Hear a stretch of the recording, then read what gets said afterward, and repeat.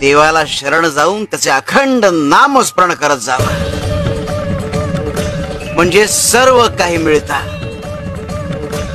प्रपंचाची आवड असू नये, मात्र प्रपंचातल्या कर्तव्याची आवड असावी. प्रपंचातली कर्तव्य करणे पवित्र आहे, हे खरं आहे, पण त्यात गुंतून राहू नये. आणि म्हणून आपण मनाने भगवंताचे होऊन राहावं, देवाला मानावं आणि जे त्याला आवडेल तेच करावं. हेच परमार्थाचं सार आहे. देह केव्हा जाईल काही नेम नाही, पण भगवंताचा विसर हेच मोठं पाप आहे.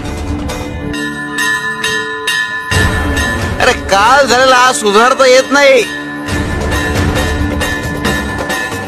पण चालू क्षण मात्र दौडू नका,